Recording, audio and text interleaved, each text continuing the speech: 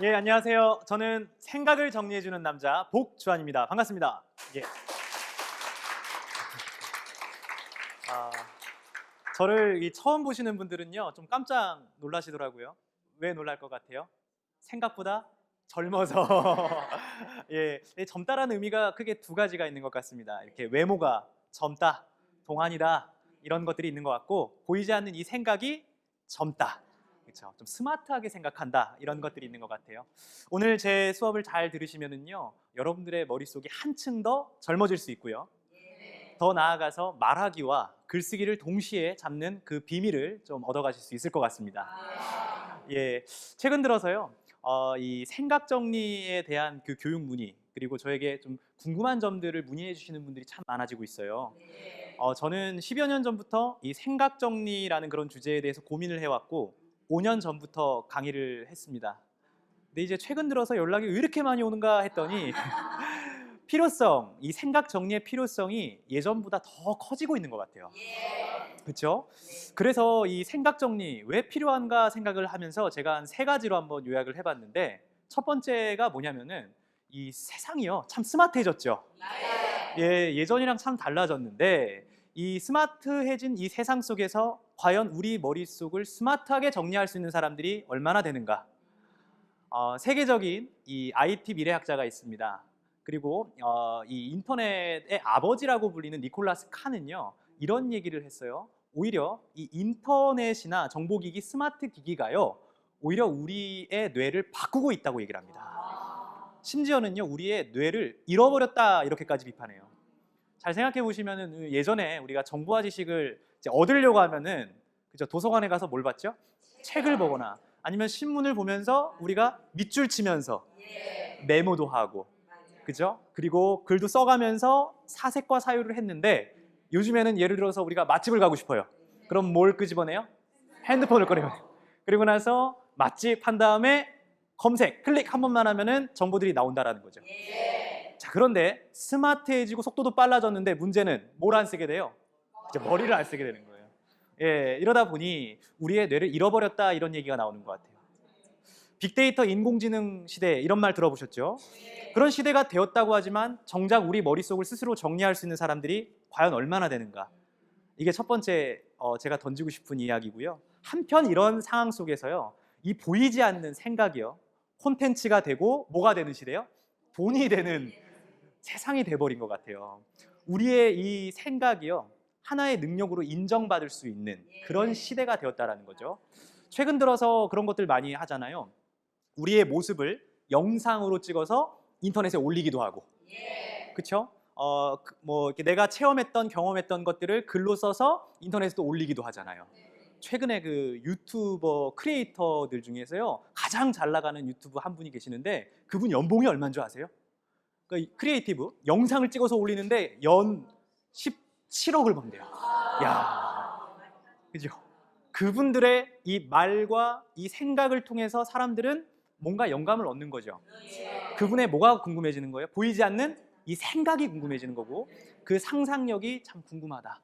그래서 사람들이 그 안에서 이제 열광을 하는 거죠. 회사에서는 어떨까요? 기획서나 보고서 작성하는 것들이 이제 수천만 원에서 수억 원까지 비즈니스로 직결되는 그런 사례들이 아주 많습니다. 문제는 뭐냐면은 이 말과 글의 시작점이, 말과 글은 어디서부터 시작이 되죠? 생각이에요, 생각. 머리. 이 생각부터 시작이 되는 거예요, 생각. 문제는 이 생각을 두서없이 하면 두서없이 뭐 하게 됩니까? 말하게 되죠. 우유부단하게 생각하면 우유부단하게 행동하게 되는 거예요. 그러니까 이 말과 글과 생각이 모두 연결되어 있기 때문에 이 말, 예전에는 말 따로 글 따로 이제 배우시려고 했는데, 이제는 뭘 배우려고 한다? 생각 정리. 그것을 이제 배우시기 위해서 오셨다. 저는 이제 그런 생각을 해봅니다. 그렇다면은 이 말은 도대체 어떻게 하면은 잘할 수 있을 것인가? 그런 고민을 참 많이 해왔습니다. 이 말하기와 글쓰기를 동시에 잘할 수 있다면 얼마나 좋을까요? 근데 우리 주변에 보면은 말은 잘하는데 글은 못 쓰고, 글은 잘 쓰는데 또 말은 잘 못하는 그런 분들이 많은 것 같아요. 그런데 제가 딱 결론부터 말씀드리자면요, 이 말하기와 글쓰기를 동시에 잡을 수 있는 방법이 있습니다. 그것이 뭘 것 같아요? 바로 스피치 대본이에요, 대본. 왜 그런 거 봤더니 대본을 만드는 과정이 뭐로 만들어져요? 글쓰기로 만들어요. 근데 목표는 뭐예요? 말하기라는 거예요. 그러니까 글을 쓰는 과정 중에서 글쓰기 실력이 향상되고 동시에 말을 하면서 또 말하기까지 향상이 된다는 거죠. 그러면은 제가 드리고 싶은 얘기는 뭘 잘 만들어야 됩니까? 스피치 대본, 즉 이 문서를 어떻게 만드느냐가 관건입니다. 이 스피치 대본 하니까요, 제 어린 시절이 좀 떠올라요. 보통 이 생각정리 스피치라는 그런 주제를 가지고 책을 썼다라고 얘기를 하면은 많은 분들이 처음부터 이 저자분들이 뭔가 말을 잘했을 거야라고 생각을 하시는데요. 사실 저는요, 어렸을 때부터 진짜로 말을 잘하고 싶은 사람이었어요. 근데 그것이 잘 안 돼서 고민이 컸던 사람입니다. 어떤 거 봤더니 제 어린 시절을 여러분들에게 깜짝 공개하겠습니다. 이때부터요. 이때까지. 예, 표정이 보이시나요? 지금 뭐 하고 있습니까? 웅변. 옛날에 우리 나가면 어떻게 해요? 이연사 소리 높여 외칩니다. 5초 동안 버텨줘야 돼요. 그러면은요, 제가 항상 두 손에 뭘 받아와요? 상을 받아왔어요. 선천적으로 목소리가 조금 괜찮죠? 그래서 상을 받았는데 문제가 터져버렸어요. 중학교 2학년 때 얼굴 보세요. 심각하죠? 웅변하고 싶어하는 것 같아요? 안 하고 싶어하는 것 같아요? 하기 싫었어요. 그래서 제가 선생님한테 이제 딱 찾아간 거죠. 사실 저 이번이 마지막 대회가 될 것 같습니다, 선생님. 딱 그랬어요. 왜 그러냐 주하나? 딱 이러는 거예요. 솔직히 말씀드리면 그때 제가 했던 이 한마디가 제가 스스로 생각해 좀 멋지다고 생각해요. 솔직히 말씀드리면 그건 제가 쓴 대본이 아니라 선생님이 써주신 대본이잖아요. 팍 문 닫고 주하나 이렇게 된 거예요. 예, 그렇게 이제 대본을 딱 제가 말하는 것이 아니라 선생님이 써주신 대본을 가지고 늘 상을 받다 보니까 사춘기 때 이제 괴리감이 온 거예요. 차라리 제가 부러웠던 사람들은 말만 잘하는 사람이 아니라 글을 잘 쓰는 친구. 저는 겉보기에만 말을 잘하는 사람이었던 거죠. 그때부터 이제 저의 삶의 여정이 자동으로 결정이 되겠습니다. 어떻게 하면 말을 잘할 수 있을까? 중학교 2학년 때였어요. 수련회 가죠. 장기자랑 시간에 누가 나옵니까? 강사가 떠올라요. 사회자, 그죠? 그래서 뭐 하면 박수 3번 시작. 탁탁탁. 여러분 마음속에 꿈이 있습니다. 꿈을 가지세요. 방황을 해야 방향을 잡을 수 있고 방향을 찾아 방법을 얻을 수 있습니다. 꿈을 가지세요. 막 이러는데 그 레크레이션 강사를 보면서 제 마음속에 저 사람처럼 진짜로 말을 잘하고 싶다 라는 꿈이 딱 들어왔어요. 그때부터 이제 달려가서 뭘 적기 시작했냐면은 생각이 많아지니까 뭘 적기 시작해요? 글, 일기를 이제 적기 시작해요.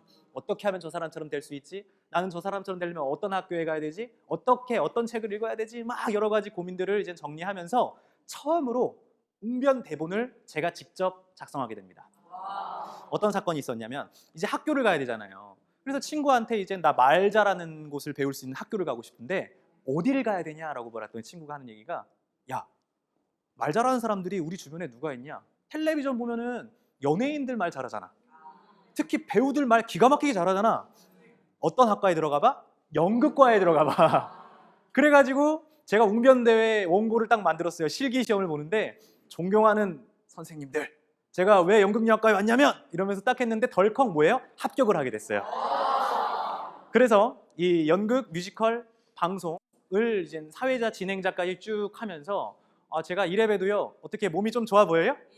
요즘 제가 취미가 뭐냐면은 다시 발레 하는 거예요. 발레. 예, 발레 하는데 이 표현력도 참 자라나고 제스처라든지 이런 것들도 좋고 그 다음에 이제 뭐 연기라든지 아니면은 여러 가지 이제 생각할 수 있는 표현할 수 있는 것들 춤추고 노래하고 이런 표현력들은 자라나는데 문제가 또 생겼어요. 저는 뭘 잘하기 위해서 말 잘하기 위해서 연극영화과 들어왔잖아요. 딱 시간이 흐르고 나서 보니까 제가 한 20살 때 이제 뮤지컬을 하면서 이런 생각이 드는 거예요. 나는 지금 말을 배우러 왔는데 지금 내가 뭐 하고 있는 거지? 그런 생각이 딱 드는 거예요. 문득 이런 생각이 드는 거예요. 내가 웅변의 그 대본의 늪에서 빠져 있다가 여기 탈출하기 위해서 나왔는데 연극 뮤지컬 방송이 공통점이 있구나. 뭐가 있어요? 대본이 있잖아요. 연극 뮤지컬 방송도 극작가가 써준 그 대본을 바탕으로 말을 하는 거예요. 문제가 생겼죠. 어떻게 하면 할 수 있을까? 20살 때였습니다. 제가 20살 때 이젠 그 25살이었던 문예창 작가라고 혹시 들어보셨어요? 글 쓰는 학과잖아요. 선배 중에 말도 잘하고 글도 잘 쓰시는 롤 모델이었던 선배가 있었어요. 25살 선배였어요. 제가 그 선배한테 가서 물어봤습니다. 선배, 저 선배처럼 되려면 어떻게 해요? 알려주세요. 그랬더니 선배가 딱 한 말을 하는 거예요. 주한이, 나처럼 되고 싶니? 막 이러는 거예요. 속으로 조금 재수 없었어요. 하지만 알고 싶은 거 있잖아요. 꼭 알아야겠다. 제가 선배처럼 되려면 어떻게 해요? 했더니 주한이, 나처럼 되고 싶으면은 뭘 많이 읽어? 책을 많이 읽어. 그러는 거예요. 책을 읽는데 어느 정도 읽어야 돼요, 선배? 그랬더니 딱 얘기를 하는 거예요. 일단 많은 양을 읽어야 돼. 그래야 좋은 정보와 지식이 네 머릿속에 가득 찰 수 있지. 주한이 한 1000권 정도 읽어봐. 아니 그거 어떻게 읽어요? 다 그랬죠. 하지만 읽어봐. 너 똑똑해질 수 있어. 확신을 갖고 얘기하면서 방법까지 알려줬어요. 그 방법은 제가 뒤에 알려드리겠습니다. 그런데 무슨 일이 생겼냐면 21살 때요. 제가 저희 집이 이제 가세가 좀 기울기 시작하면서 아버지가 좀 일찍 돌아가셨어요. 병이 좀 오셔서. 그랬는데 이게 또 엎친데 덮친 격으로 3개월 뒤에 이제 어딜 가게 돼요? 군대에 이제 가게 됩니다. 군대에 가니까 이등병 때 해야 할 일도 너무 많고 막 선임들한테 혼나고 그러니까 뭐가 많아져요? 생각이 많아져요. 나 어떻게 살아야 되지? 나 왜 이렇게 맨날 욕만 먹고 있지? 나 이제 어떻게 살아야 될까? 아버지도 안 계시고 내가 가장인데. 근데 그럴 때마다 누구의 음성이 들어요? 선배의 음성. 주한이 뭐 읽어? 책 읽어. 책 읽으면 뭐 할 수 있어? 똑똑해질 수 있어. 그래서 그때부터 이제 책을 읽기 시작했다라는 거죠. 5년이 흘렀습니다. 저는 책을 읽었을까요? 포기했을까요? 예, 여러 가지 상황들이 있는데요. 이게 바로 제가 책을 읽었었던 1000권 리스트업입니다. 선배가 알려준 대로 처음에 좋아하는 분야의 책을 읽다가 잘하는 분야의 책을 읽고 인문고전, 양서들을 읽기 시작했어요. 그 이후로 1000권, 2000권, 3000권 책이 좋아서 막 읽게 됐습니다. 그런데 제가 읽다 보니까 문득 이런 생각이 들더라고요. 선배는 분명히 저한테 책 읽으면 어떻게 될 수 있었는데, 똑똑해질 수 있었는데 세상에는 수많은 유형이 있는 것 같아요. 책을 읽어서 똑똑해진 유형, 그대로인 유형, 이상해져 버린 유형. 저는 몇 번째 유형이었을 것 같아요? 첫 번째나 두 번째면 차라리 나요. 근데 책을 읽었는데 제가 더 이상해져 버린 거예요. 억울한 거죠. 뭐야? 왜 나는 책을 읽어도 기억에 남지 않고 말을 잘한다고 했는데 그대로인 것 같고 도대체 뭐가 문제지? 라는 생각이 들었어요. 그때 제가 일기장에 뭐라고 적었었냐면은 좀 이상하다. 선배는 나한테 책을 많이 읽으면 똑똑해질 거라고 얘기했는데 꼭 그것만은 아닌 것 같다. 마치 그런 거죠. 컴퓨터가 있어요. 좀 이렇게 성능이 안 좋은 컴퓨터가 있는데 파일과 폴더가 많아지면 많아질수록 컴퓨터가 어떻게 됩니까? 느려지죠. 근데 거기다가 파일과 폴더를 더 막 넣어요. 그럼 어떻게 돼요? 그죠? 고장나 버리는 것처럼 제 상태가 그렇게 된 거예요. 내가 읽기만 하고 뭐 하지 않았구나. 생각하지 않았구나. 정리하면서 읽지 않았구나 라는 생각이 들면서 그때부터 이 생각 정리, 사고력, 기획, 글쓰기 이런 쪽에 관심을 갖게 된 거죠. 근데 참 신기한 게요. 국내외로 생각 정리를 연구했던 전문가들이 상당히 많더라 이겁니다. 찾아보니까, 관심을 갖고 보니까. 근데 거기에서 읽었던 여러 가지 책들이 있는데 그 중에서도 여러분들 쇼펜하우어라고 이름 들어보셨죠? 독일의 유명한 철학자인데요. 독설가로 유명해요. 그분이 문장론이라는 하나의 글이 있는데 문장론은 한마디로 글 쓰는 사람들에 대한 독설이에요. 거기서 딱 보니까 무릎을 딱 쳤어요. 이 글 쓰는 사람들한테 하는 얘긴데 이거 왠지 말하는 사람들한테도 동일하구나. 읽어볼게요. 첫 번째가 뭐였냐면은 이 3가지 유형이 있대요. 생각을 이제 그러니까 저는 이제 글쓰기인데 이거를 제가 말하기로 좀 각색을 해봤어요. 이 말을 하는 사람들에서는 3가지 유형이 있는데 뭐가 있냐면은 일단 첫 번째 한번 읽어볼게요. 시작. 생각 없이 말하는 사람. 일단 말을 하는데 생각 없이 말을 하는 사람이 있대요. 주변에 그런 분들 계신가요? 혹시 그 사람이 나는 아니죠. 근데 이런 사람들이 도대체 어떤 사람들인 거 봤더니 내 머릿속이 뒤죽박죽 엉켜 있잖아요. 이런 상황으로 말을 하면은요 아주 무섭게 독설해요. 이런 사람은 상대편의 머릿속을 혹사시키는 것과 같다. 좀 무서웠어요. 차라리 그러면 두 번째는 뭐냐 하면서 봤어요. 다음 읽어볼게요. 시작. 말하면서 생각하는 사람. 소위 말해서 말빨이라고 하죠. 내 말빨을 믿고, 그러니까 나의 말 실력을 믿고 일단 말부터 꺼내보는 거예요. 하지만 이 말 실력이 아무리 좋다고 해서 이런 공식적인 자리에서 말하려고 하면 머릿속이 어떻게 돼요? 새하얘져요. 여러분들 머릿속이 새하얘지는 이유가 뭔지 아세요? 생각이, 자 보세요. 생각이 없어서일까요? 생각이 많아서일까요? 둘 다 맞아요. 생각이 없어서 그런 경우도 있지만 저는 오히려 생각이 너무 많은데 뭐가 안 돼서? 정리가 안 돼요. 그래서 횡설수설할 수 있다는 거죠.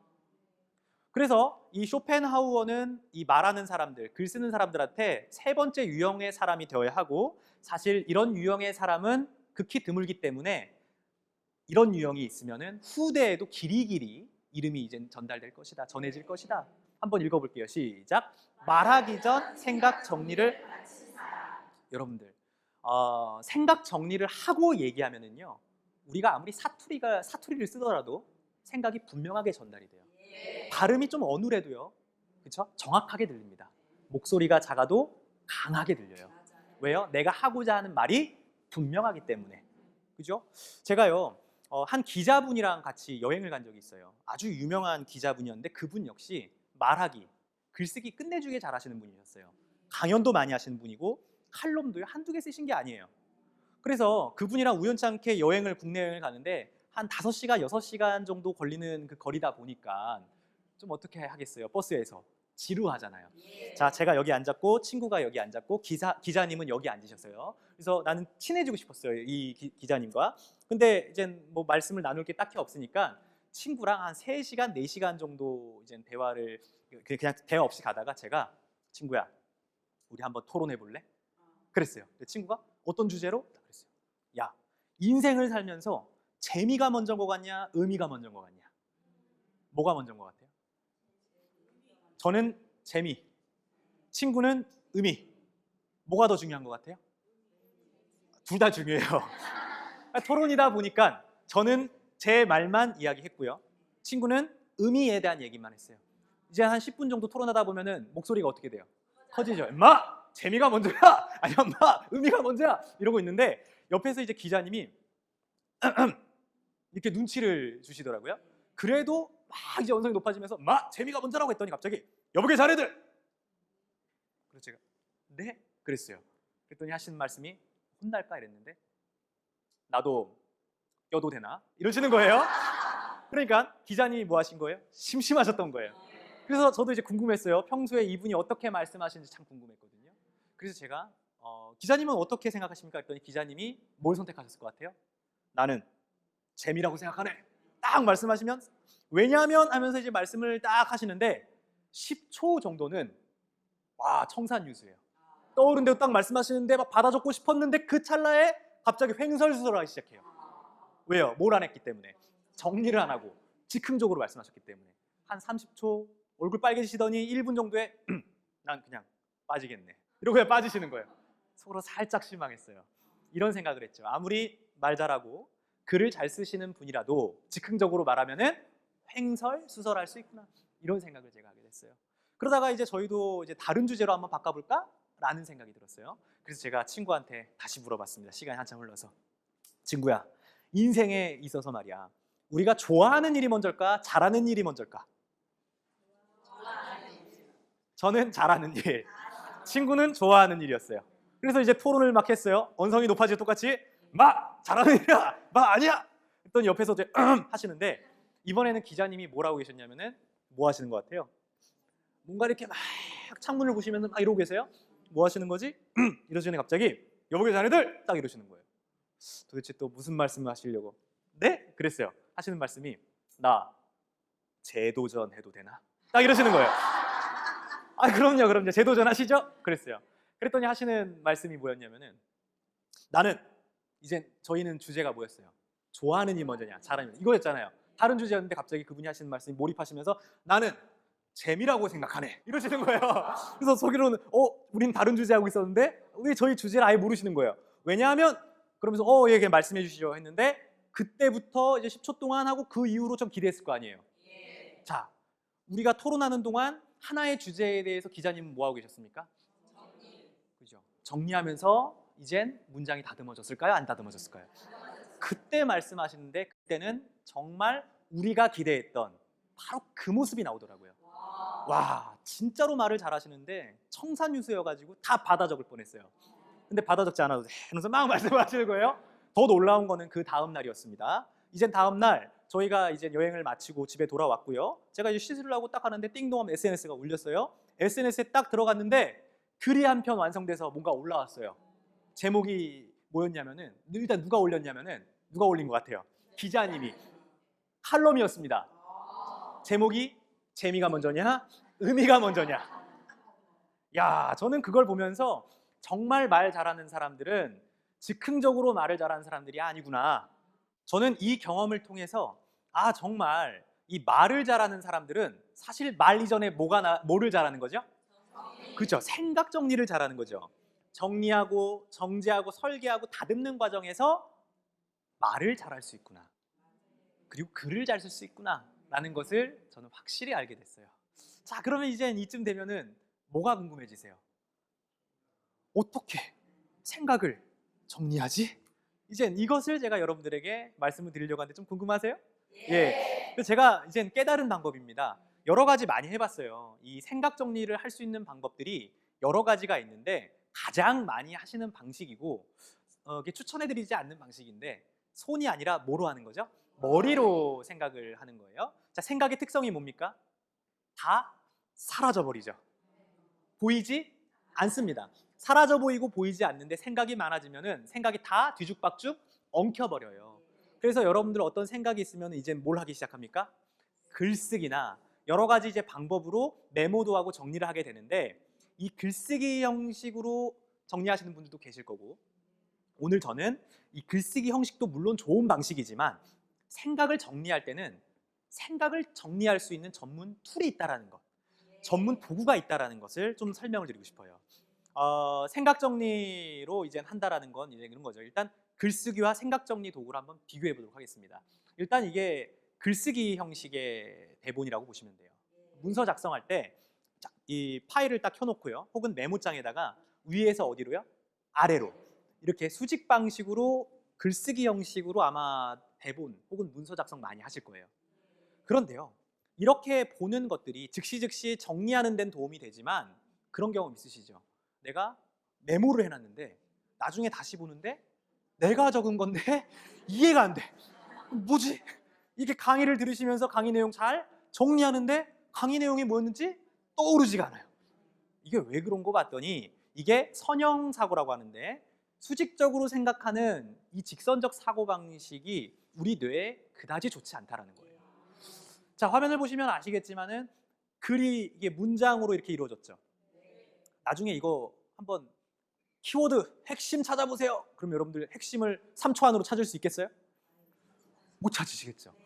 핵심 키워드가 한눈에 안 보이는데 구조와 맥락, 흐름을 찾아보세요. 이게 안 보이는데 이게 이해가 잘 되겠습니까? 안 되겠습니까? 그래서 본인도 정리가 잘 안 된 말을 가끔씩 또 하게 돼요. 이걸 그냥 달달달 외워가지고. 참고로 말씀드리면 예전에 웅변했다고 했죠. 그때 제가 초등학교 1학년 때 했던 그 원고를요 아직도 기억합니다. 한번 들어보세요. 초등학교 1학년짜리가 이런 얘기를 했어요. 저는 며칠 전 아빠 엄마와 함께 텔레비전을 시청하다가 유고슬로비아에서 있었던 가슴 아픈 사연을 듣게 되었습니다. 초등학교 1학년짜리가 유고슬로비아에 있었던 가슴 아픈 사연을 어떻게 알겠습니까? 이거 어떻게 외운 거예요? 그냥 달달달달 외운 거죠. 근데 나중에 그 다음 내용이 기억에 나요, 안 나요? 안 나요. 그 부분만 기억에 남아요. 그래서 부분적으로는 기억이 남지만 전체를 기억하기는 쉽지가 않다. 그래서 제가 추천해드리는 방식은 한번 이건 따라해 보겠습니다. 논리구조 형식. 논리구조 형식은 말이 어렵습니다. 뼈대 형식으로 정리해보자 이겁니다. 뼈대 형식으로. 그러니까 우리가 이렇게 글 쓰다 보면은 이 논리 구조보다는 문장에, 그리고 단어 하나하나에 이상하게 집착을 하게 돼요. 더 좋은 단어가 있었는데 습니다로 할까 음니다로 할까 예요라고 할까 이런 거에 집착을 하게 된다는 거죠. 그런데 이렇게 논리 구조 흐름을 여러분들이 알고 계시면은 흐름과 맥락을 이해하게 돼요. 굳이 이거를 암기하려고 하지 않아도 이 이미지 전체가 머릿속에 기억에 남는다는 거죠. 자, 그러면은 이 보이는 게 좀 어려워 보일 수가 있기 때문에 제가 딱 두 가지 추천해 드리겠습니다. 생각 정리 스킬 두 가지는 뭐냐면은 첫 번째는 마인드맵이고 두 번째는 만다라트입니다. 자, 둘 중에 좀 친숙하게 느껴지는 게 뭡니까? 마인드맵이시죠? 마인드맵 한 번쯤 다 사용해 보셨을 텐데 이상하게 이런 질문 많이 하십니다. 마인드맵을 가지를 치면서 생각을 확장시켜 나갔는데요. 어느 순간부터 생각이 잘 안 돼요. 가지를 치면 칠수록 생각이 정리되는 게 아니라 더 복잡해져요. 이런 일들이 왜 생기는 걸까? 제가 좀 고민을 해봤습니다. 이런 질문도 많이 받고 하니까 뭐냐면은 마인드맵이라는 도구는 알고 있는데 뭘 모르는 거냐? 가지를 치는 원리를 알지 못하더라. 그래서 저는 여러분들이 평생 한 번 배워두면 두고두고 써먹을 수 있는, 사용하실 수 있는 마인드맵의 이 방법, 원리를 한번 정확하게 한번 알려드리도록 하겠습니다. 제가 MBC에서 방송했던 프로그램 중에서 마이 리틀 텔레비전이라는 프로그램에서 나왔던 이 마인드맵 이 한 장면을 가지고 왔습니다. 서울대학습법이라고 해서 지주연 강사가 역사 세종대왕에 대해서 정리한 내용인데요. 이걸 이제 여러분들에게 결과만 딱 보여드리는 겁니다. 자, 보시면은 솔직하게 이 과정을 못 봤잖아요. 과정을 보셨으면 정리가 됐을 텐데 솔직하게 정리가 됩니까? 잘 안 되는 것 같습니까? 자, 이런 마인드맵으로 정리를 했고요. 분명히 이 과정을 아는 사람들은 아, 정리가 된 것 같아 라고 했는데 과정을 모르는 사람들은 딱 보자마자 오히려 더 불편해지는 거죠. 예를 들어서 한번 회사라고 한번 해볼까요? 여러분들이 이제 여러분들의 후배분들이 저한테 마인드맵 교육을 받은 거예요. 그래서 자신감이 생겼습니다. 그래서 이젠 회의를 하는데 딱 이런 얘기를 하는 거예요. 선배님, 오늘은 제가 회의 내용 정리하겠습니다. 그리고 다음 날 아침에 딱 가지고 왔는데 전지를 딱 펼치는데 전지가 뭐로 되어 있어요? 마인드맵으로 되어 있어요. 그럼 여러분들 뭐라고 하실 것 같아요? 복잡한데? 다시 외워야 되겠네, 자네. 이렇게 말씀하시는 거예요. 왜 복잡하다고 얘기하는가 이겁니다. 그래서 저는 여러분들에게 이 마인드맵이든 혹은 뒤에 있는 만다라트든 이걸 꼭 아셔야 된다고 말씀드리고 싶어요. 뭘 알아야 된다고요? 기억, 지읒. 이건 웬 퀴즈지? 초성이에요, 초성. 제 머릿속에 있는 기억, 지읒 두 가지를 한번 맞춰보세요. 자, 첫 번째는 글자, 글자 비슷해요. 또 뭐가 있을까요? 기질, 가족 여러 가지 다 나오네요. 근데 딱 두 가지가 있어요. 뭐가 있냐면은 그렇죠. 구조와 가지. 이 두 가지를 기억하셔야 돼요. 이게 무슨 이야기냐면은 마인드맵은요. 구조와 가지로 이루어진 툴이에요. 좀 쉽게 설명해 드리겠습니다. 일단 구조적으로 생각한다라는 거, 뼈대로 생각한다라는 얘기인데 한 방송에서 재미있는 실험을 했어요. 기억력 관련된 테스트인데요. 어떤 내용이었냐면은 바둑판을요. 딱 한번 보여줍니다. 그 바둑 두시는 분들 이 패턴 이런 것도 있잖아요. 다 보여줘요. 바둑 기사와 일반 대학생이 똑같은 30초를 주고 이거 얼마나 외우는가에 대한 실험이에요. 하나, 둘, 셋. 그리고 이제 딱 끝이 났어요. 바둑 기사는 그 바둑판을 다 외웠어요. 근데 일반 대학생은요. 반도 못 외워요. 그래서 왜 그런 거 봤더니 바둑 기사가 무슨 얘기하냐면은 바둑판을 처음 두는 사람들은 잘 모르실 텐데요. 저희 바둑 많이 둔 사람들은요. 이 바둑판에 패턴이 있거든요. 100여 개의 낱개 알을 봤을 때 100여 개의 낱개 알로 기억하려고 한 게 아니라 몇 가지 덩어리로 기억한 거예요. 더 재밌는 게 뭔지 아세요? 그 단순 암기 하시는 분한테 물어봤더니 패턴이요? 패턴 같은 거 안 보이는데? 그냥 100여 개 위에서 아래로 이렇게 외우려고 했더니 위에 있는 부분만 조금 외웠어요. 다음 실험이 더 재밌잖아요. 이번엔 패턴 없이예요. 이거를 바둑판을 그냥 무작위로 다 섞어놔요. 그리고 외워봐라 그랬어요. 30초 주니까 25초 정도 될 때쯤부터 바둑 기사가 머리를 긁적이기 시작하더니 잘 외운 것 같아요? 잘 모르겠어요. 바보가 돼요. 그리고 외우세요 했는데 오히려 이때는 상황이 뒤바뀌어 버려요. 바둑 기사보다 누가 더 잘 기억할까요? 그렇죠. 그렇게 되는 거예요. 그래서 일반 이 대학생이 더 기억을 하는 거예요. 무질서 속에서는 오히려 단순 암기가 더 힘을 발휘한다 이거예요. 근데 더 재밌는 건 뭐냐면은 그 바둑 기사의 바둑판을 보니까 그 무질서로 외우신 분들은 그냥 아무렇게나 외웠는데 바둑 기사는요 무질서 속에서도 뭘 발견하려고 노력한지 아세요? 질서, 패턴을 발견하려고 합니다. 그러니까 기억력이 좋을 수밖에 없는 거예요. 바둑이나 수학이나 체스 우리 자녀분들 많이 배우시죠? 그런 도구들을 배우면 알게 모르게 뭐가 자란다고요? 사고력이 자란다고 하죠. 생각하는 힘이라는 게 바로 그런 겁니다. 무질서 속에서 질서를 발견하는 거. 똑같아요. 이 구조라는 것도 마찬가지예요. 마인드맵 많이 이제 보실 텐데 구조, 가지. 구조는요. 한번 따라해 볼게요. 중심 토픽. 아무리 많은 토픽이 있어도 중심 토픽을 기억하세요. 이건 뭐냐면 내가 하고 싶은 이야기입니다. 여기에서는 나는 지금부터 수많은 인물이 있지만 누구만? 세종대왕만 생각할 거예요. 이걸 중심 토픽으로 잡았습니다.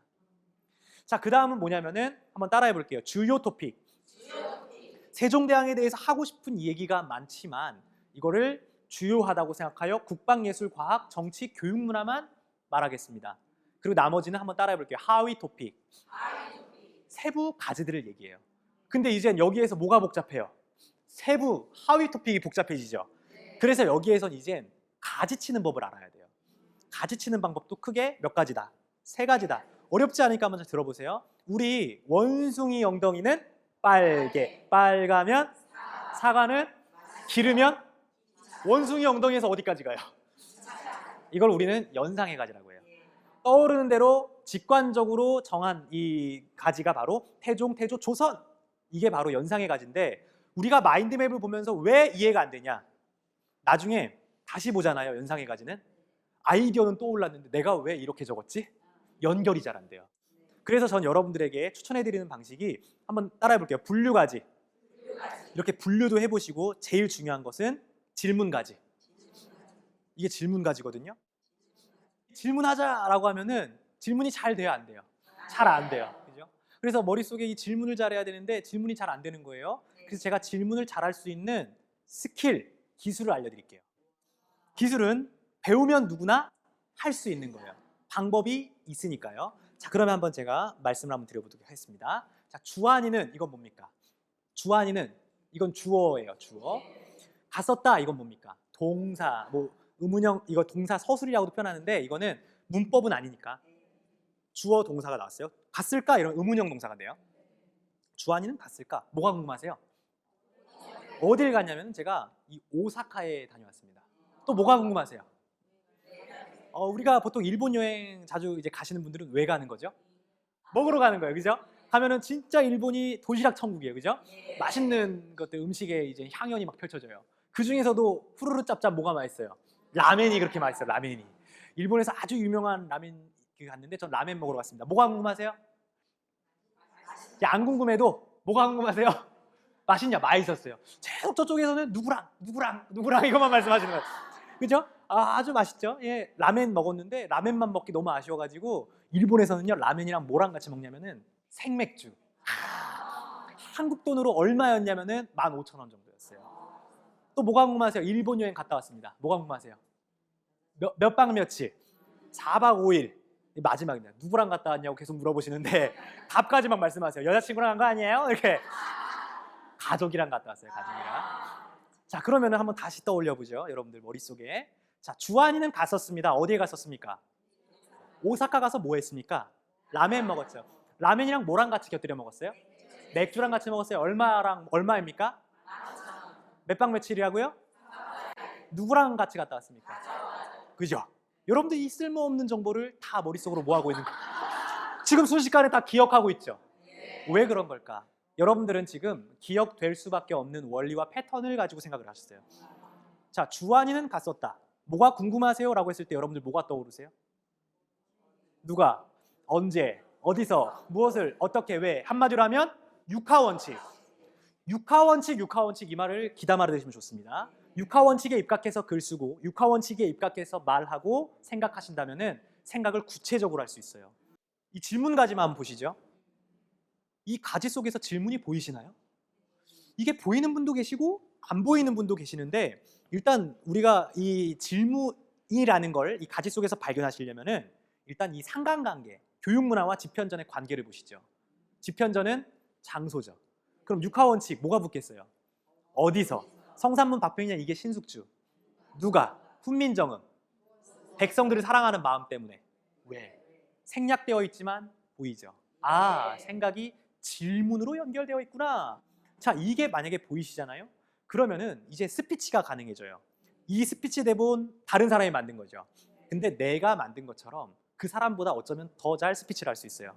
제가요 한번 여러분들 스피치 한번 보여드릴 테니까 박수 한번 좀 크게 쳐주세요. 네.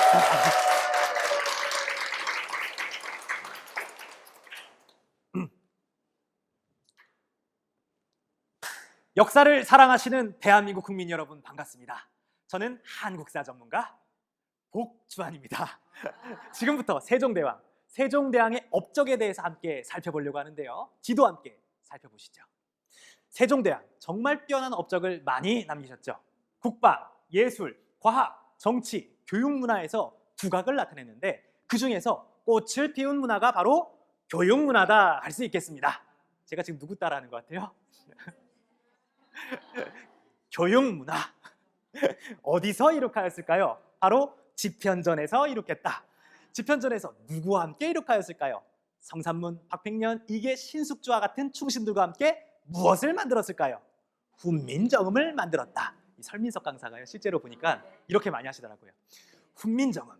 저는 이 훈민정음을 만든 의미를 듣고 참 감동을 받았는데요. 백성들을 사랑하는 마음 때문에, 불쌍히 여기는 마음 때문에 만들었다. 지금까지 한국사 전문가 설민석이었습니다. 고맙습니다.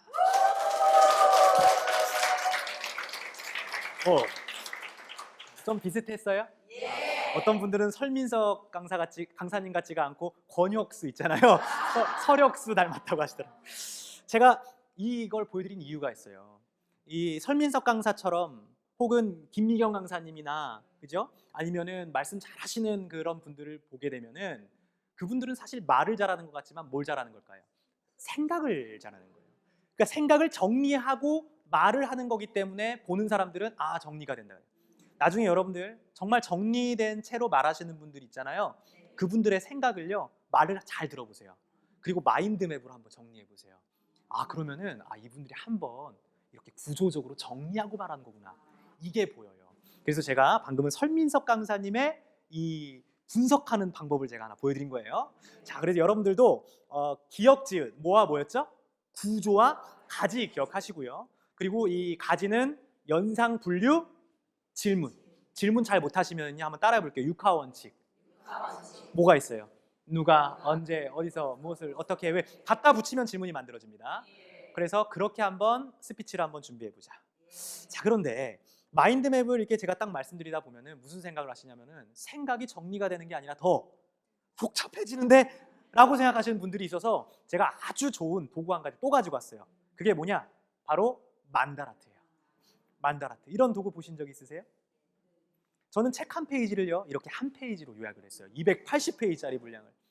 자, 이게 가능한 이유가 있습니다. 이거는 만다라에서 유래된 도구예요. 만다라. 뭔가 문양이 비슷하죠? 반복되는 특징도 있고요. 근데 이 사람 때문에 유명해졌어요. 이 사람 누군지 아세요? 야구 선수. 오타니 쇼헤이라는 일본의 국보급 투수예요. 괴물 투수라고 유명해요. 우리나라에 예전에 우리 박찬호 선수 유명했죠. 그 정도 급이다 딱 보시면 돼요. 근데 17살 때부터 20살 때까지 승승장구 하니까 이제 기자들이 궁금한 거예요. 감독님도 계시고 오타니 쇼헤이랑 이제 인터뷰를 했답니다. 그래서 기자님이 물어봤대요. 일본 기자가 오타니 쇼헤이, 당신은 어떻게 성공할 수 있었습니까? 그랬더니 이 일본 사람도 고민할 때 무슨 소리네요?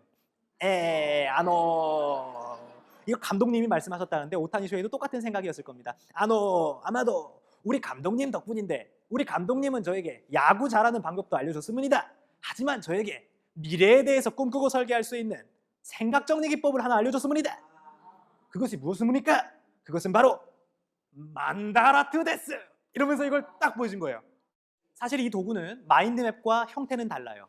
마인드맵은 가지를 치는 방식이고 이거는 칸을 채워 넣는 방식이죠. 인간은 비어 있으면 뭐 하고 싶은, 채워 넣고 싶은 심리가 있는 거예요. 오타니 쇼헤이는 가운데다가 중심 토픽으로 난 8, 9단 드래프트 1위가 될 거야. 중심 토픽을 적었어요. 어떻게? 라는 가지를 쳤겠죠. 어떻게? 여러분들 무엇이 중요합니까? 어떻게가 중요합니까? 아, 둘 다 중요해요. 둘 다 중요한데 어떻게도 더 중요한 것 같아요. 구체화. 나는 못 만들 거야. 재구. 심지어 인간성과 운까지도 만들 거야. 운은 어떻게 만드는데? 내가 먼저 인사할 거야. 내가 먼저 쓰레기 주실 거야. 내가 먼저 심판분을 대하는 태도를 바꿀 거야. 그래서 나는 내 꿈을 이룰 거야. 그리고 그걸 실천에 옮겼으니 성공할 수밖에 있겠어요? 없겠어요? 있겠어요? 있죠. 그래서 유명해진 도구가 바로 만다라트다. 근데 이 만다라트, 이 칸을 다 채워 넣으려고 하니까요, 더 복잡하게 느껴지는 것 같아요. 그래서 저는 이 만다라트를 한 칸만 딱 떼어서 생각을 하면은 이거를 한번 따라해 볼게요. 매트릭스 사고법. 쉽게 설명해 드리면은 표에 칸을 빙고 게임 하듯이 채워 넣는 거예요. 우리 자녀분들 공부하라고 하면은 지질이 해요, 안 해요? 공부 좀 해, 공부 좀 해 한다고 하는 게 아니잖아요. 그랬을 때요, 이젠 이 칸을요 조용히 가서 그려주세요. 이제 우리 시험 기간이네. 엄마랑 게임 한번 해볼까? 뭐예요, 엄마? 그러면은 자, 이거 봐봐. 이 칸에다가 너 공부 잘하고 싶으면은 한번 어떻게 공부를 해야 되는지 그냥 적어봐봐. 그러면은 이상하게 채우고 싶어요. 이것만 채우면 돼요? 이거 채우면 우리 맛있는 거 가자. 이렇게 얘기하는 거예요. 살짝 꼬셔야 돼요. 엄마 그러면은 저 한자 공부도 해야 되고 뭐 이렇게 준비도 해야 되고 뭐 해야 돼요. 그 다음에 딱 한마디만 던지세요. 한번 따라해 볼게요. 번호만 매겨봐. 우선순위를 딱 매기는 거예요. 알게 모르게 이 우선순위가 딱 잡히면서 여러분들 우선순위가 잡히면 그러니까 생각이 바뀌면 뭐가 바뀌어요? 행동이 바뀌고 행동이 바뀌면 습관이 바뀌고 습관이 바뀌면은 운명이 바뀐다는 말 있잖아요. 인생이 바뀌고 운명이 바뀐다. 그런 것처럼 이 우선순위가 잡히면 내가 중요한 것과 중요하지 않은 것을 스스로 선택해서 움직일 수 있다는 거예요. 그래서 여러분들 한번 꼭 써보세요. 네. 자, 그런데 이게 이제 이런 것들도 있어요. 여러분들 이제 월화수목금이라고 하잖아요. 월화수목금 하는데 우리에게 뭐가 있습니까? 토요일, 일요일. 토요일, 일요일은 뭐 하는 날이에요? 짜장면 먹는 날. 쉬는 날이잖아요. 그죠? 쉬는 날인데 그때 이제 해보시면 좋은 게 뭐냐? 하고 싶은 일. 한번 계획을 해보는 겁니다. 하고 싶은 일 뭐가 있을까? 나는 1만 보 걷기도 하고 싶고 헬스도 하고 싶고 독서도 하고 싶고 이건 제가 하고 싶은 거예요. 잠도 자고 싶고 그죠? 자, 그런데 이렇게 칸을 채워놓고 번호를 매기니까 저한테 질문 많이 해요. 선생님, 이거 너무너무 좋은 것 같아요. 일단은 제가 생각하기 싫었는데요. 채우다 보니까 생각이 좀 나네요. 이렇게 얘기해요. 그런데 한 단계 더 나아가서 이런 질문 하시는 분들 계세요. 선생님, 그런데요. 제 생각은 이만큼 더 많거든요. 근데 여기 8가지 칸밖에 못 채우잖아요. 그 다음 어떡해요? 그죠? 이런 이야기 많이 합니다. 그러니까 제가 이때 무슨 생각이 드냐면은 이 스마트폰이라는 것도요. 스마트폰을 의지해야 돼요? 활용해야 돼요? 의지하면 맨날 뭐만 해요? 스마트폰 가지고 전화만 해요. 그런 것처럼 모든 도구는 의지하는 게 아니라 활용을 할 줄 알아야 돼요. 자, 그러면 활용하려면 응용을 해야 되겠죠. 그래서 제가요 아주 기가 막힌 팁을 하나 알려드릴게요. 우리 첫 번째 마인드맵 배우셨죠? 그 가지치는 방식이 상당히 자유롭게 생각을 연결지면서 생각을 할 수가 있어요. 자, 여기 보시면은 화면에 만다라트도 있지만 여백이 있죠. 여백에다가 이제 뭘 그립니까? 독서하기, 가지를 치는 거예요. 가지를 칠 때는 육하 원칙으로 독서 어떤 책 읽지? 그리고 얼마나 읽지? 어디서 책 읽지? 이런 식으로 생각을 확장하면서 정리하세요. 그리고 또 내가 영화 보기 이거를 내가 채워넣는 방식으로 해야 된다. 생각이 잘 안 나. 그러면은 이렇게 만다라트를 작게 그리셔가지고 또 한 번 정리를 해서 말씀을 해보시는 거예요. 아주 기가 막힌 틀이죠. 네, 이런 틀이 우리를 생각하게 만드는데 그러면 마지막으로 스피치 대본은 어떻게 만들어야 될까? 이거는 이제 제가 고안한 방법인데요. 만다라트는 이 내용을 꽉 채워야 된다라는 그런 규칙이 사실 있어요. 하지만 우리는 의지하는 게 아니라 뭘 하자고요? 활용하자. 그래야 스마트하게 생각할 수 있는 거거든요. 그래서 저는 이 칸을 채워넣는 방식과 마인드맵 방식으로 연관을 짓습니다. 그럼 이렇게 돼요. 하고 싶은 말만 딱 적으세요. 끝났으면은 더 안 적어도 됩니다. 여러분들 이런 말씀 많이 하시더라고요. 칸 채우다 보면은요 중복되는 게 있고 누락되는 게 있어요. 뭐가 문제예요? 중복되는 게 문제예요? 누락되는 게 문제예요? 누락되는 게 문제잖아요. 그죠? 그래서 여기에서 이제 누락되더라도 나중에 지우면 되니까 일단은 적으시고 여기에서는 내가 하는 일 적었죠? 저는 강의, 저술, 아카데미를 하고 있습니다. 이렇게 적어놨어요. 강의에서는 언제부터 10년 전 어떤 주제로 생각 정리 시리즈로 글을 쓰고 있습니다. 이런 식으로 자문자답, 질문하고 답하는 걸 안에 넣었죠. 그러면은 여기에서 중요한 것은 대상은 이렇게 가죠. 원래는 주요 토픽에서 일로 가야 되는데 화살표로 연결지어요. 나는 대상은 직장인들 그리고 청소년들, 대학생들을 교육하고 있습니다. 그리고 저는 생각 정리라는 주제 그리고 스피치라는 주제로 관련 책을 썼고요. 그리고 칸이 비우니까 생각 정리는 이런 류의 책이고 스피치는 이런 내용이 있는 전문적인 책입니다. 아카데미에서는 이런 수업을 하고 있고 커리큘럼은 이렇게 진행이 되고 있습니다. 흐름을 만들고 그 다음에 번호를 매겨요. 그리고 여백에다가 좀 더 구체화시키고 싶은 내용이 있으면은 이거를 가지쳐가지고 스피치 대본을 완성하는 겁니다. 이렇게 해서 생각을 정리해 나가는 거죠. 예, 이야기를 좀 듣다 보시면은 이런 생각이 들어요. 벌써부터 막 뭐 하고 싶어져요? 얘기하고 싶어지죠. 그럼 얘기하고 싶어지면은 말부터 해야 돼요? 아니면은 정리부터 해야 돼요? 딱 여러분들이 이걸 기억하시는 거예요. 그러면 이제 한번 정리를 해볼게요. 여러분들 진짜로 말을 잘하는 사람들은, 진짜로 말을 잘하는 사람은 말을 잘하는 겁니까? 생각을 잘하는 겁니까? 그럼 생각 정리를 할 때 머리로 합니까? 글쓰기로 합니까? 하면 생각 정리 툴을 활용합니까? 생각 정리 도구 툴을 활용하자.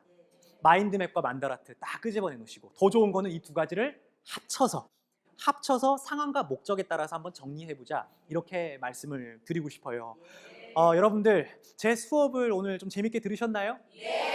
만약에 딱 한마디가 여러분들 마음속에 남는다면은 저는 말하기와 글쓰기 동시에 잡는 방법으로 이 한 문장을 여러분들이 기억해 주셨으면 좋겠습니다.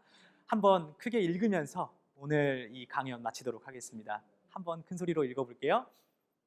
생각 정리를 잘하면 스피치는 덤이다. 다시 한 번만 해볼게요. 스피치는 덤이다. 여기까지 하겠습니다. 고맙습니다.